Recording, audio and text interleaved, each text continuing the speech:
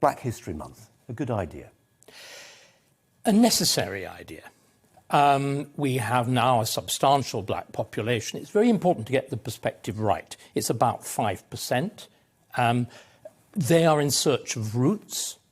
They want a sense of belonging here. To do that, you need a history. But there is a great problem. You see, when history becomes propaganda, which effectively it has become, then I'm afraid you get rather bad history. And I hate to tell you, Colin, there was a great deal of bad history in your admirable summary. You called Mary Seacole a nurse. She wasn't. You called Mary Seacole heroic. She wasn't. She was a really nice, generous soul.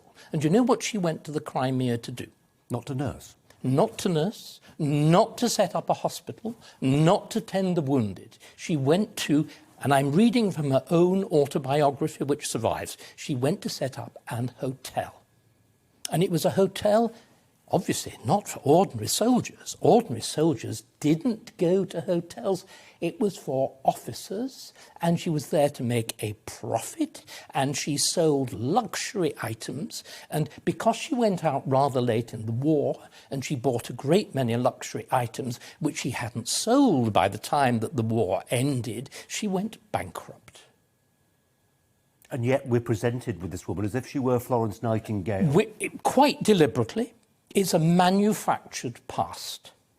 Now, this is really dangerous. And it's the great challenge to my colleagues in black history, which is to be honest, is to produce a real, well-documented history. Now, there's a remarkable book by a woman called Miranda Kaufman, which is called The Black Tudors. Now, when you look at it, there's one thing that strikes you. About a third of the book is written in italic type. Why? Because it's fiction.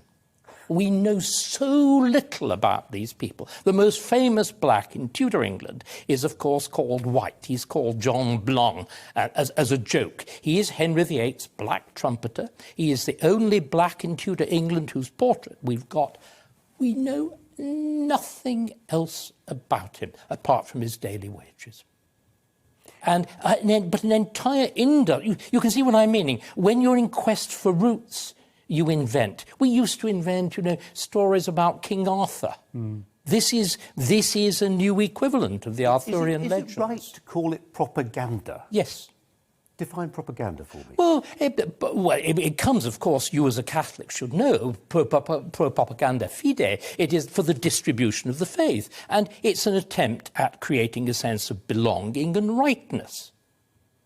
That's what it's about, which in some, as I said, it's a worthy goal. Mm. You quoted Burke, who, by the way, again, forgive me, another mistake, was not a Tory. He was a Whig who experienced a moment of conversion faced by the French Revolution, though he's become a patron saint of Tories. But this is what Burke is talking about. He's talking about the need to feel you're part of an organic entity, that we want our immigrants. I passionately want our immigrant communities to feel that they're part of us.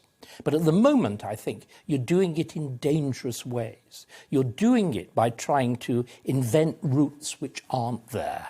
It would be much better to be honest about it and to look at what has happened, really, in the last 40 to 60 years. You see, there actually is a potential genuine patron saint of black nursing in Britain. Who is? She's a woman called Mrs. Pratt, which may not be as resonant as Mary Seacole. She's Nigerian. Hasn't got a statue yet. She hasn't got a statue, and nobody talks about her, but she is the first known black NHS nurse. She goes on and she returns to her native Nigeria, and she becomes a major figure there. But there, that is a story, fighting against discrimination here, the establishment of nursing as something to be taken seriously. That's a real story. But you see, it doesn't go back quite far enough.